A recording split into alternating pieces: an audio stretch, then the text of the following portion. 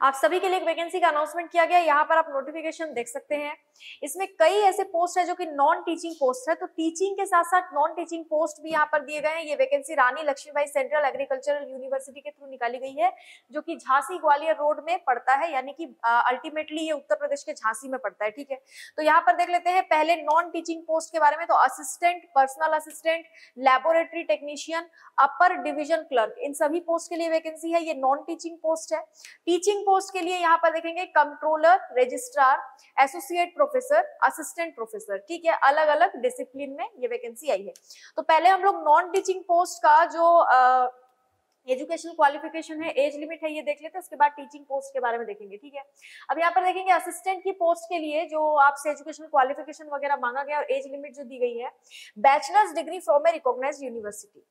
किसी भी यूनिवर्सिटी से अगर आपने ग्रेजुएशन किया है तो आप ये फॉर्म भर पाएंगे असिस्टेंट की पोस्ट के लिए, जो कि नॉन टीचिंग पोस्ट है। 2 साल का एक्सपीरियंस आपसे एडमिनिस्ट्रेशन या फिर फाइनेंस एंड अकाउंट्स में मांगा गया है, वो होना चाहिए। कंप्यूटर एप्लीकेशंस का आपको नॉलेज होना चाहिए। साथ में जो एज लिमिट है वो मैक्सिमम 35 ईयर रखी गई है। 35 साल से ज्यादा अगर आपकी एज है तो आप ये फॉर्म नहीं भर पाएंगे।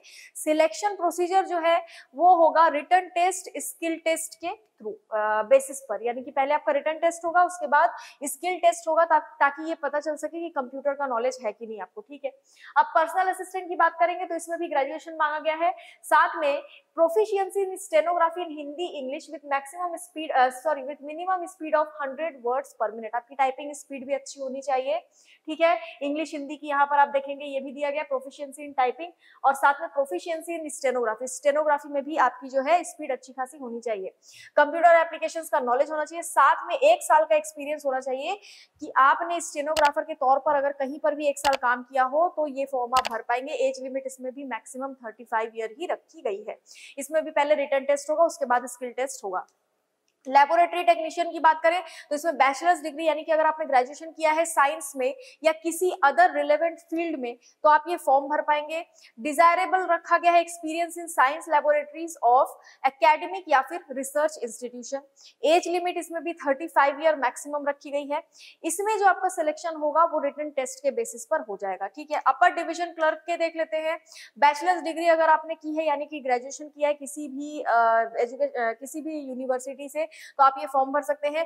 कंप्यूटर एप्लीकेशंस का आपको नॉलेज होना चाहिए। 35 साल यहाँ पर आपकी एज लिमिट दी जा रही है, यानी मैक्सिमम एज जो है वो 35 ईयर आपकी होनी चाहिए। ठीक है, अब यहाँ पर फाइनल सिलेक्शन रिटन टेस्ट और स्किल टेस्ट के बेसिस पर होगा। ये नॉन टीचिंग पोस्ट हो गई। अब एक बार टीचिंग पोस्ट के लिए देख लेते हैं कि क्या क्या मांगा गया है। तो यहाँ पर देखेंगे कंट्रोलर के लिए एसेंशियल रखा गया है masters degree with at least 55% marks. साथ में हाई फाई इसमें एक्सपीरियंस मांगा गया है, 15 साल का एक्सपीरियंस एज असिस्टेंट प्रोफेसर। ठीक है, एज लिमिट 57 ईयर रखी गई है।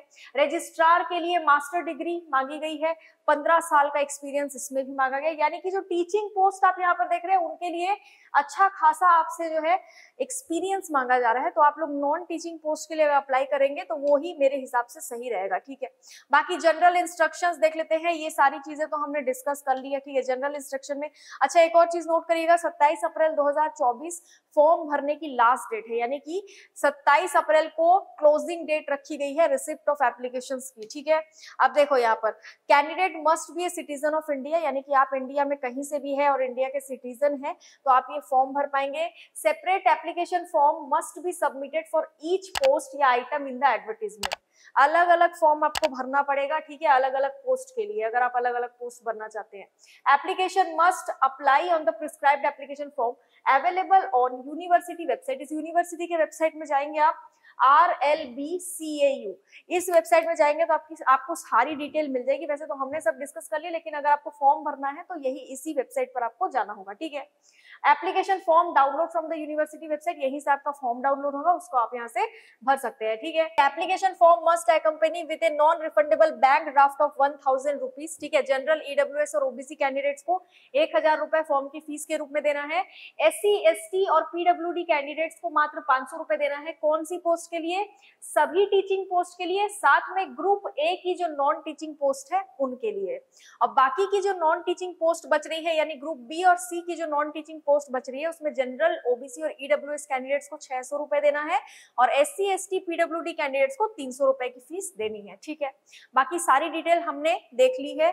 किसी भी तरह का डाउट या कंफ्यूजन हो तो आप मुझे कमेंट बॉक्स में पूछ सकते हैं। इसका वेबसाइट याद रखिएगा, वेबसाइट में जाकर आपको सारी डिटेल मिल जाएगी, फॉर्म भी वहीं पर मिल जाएगा।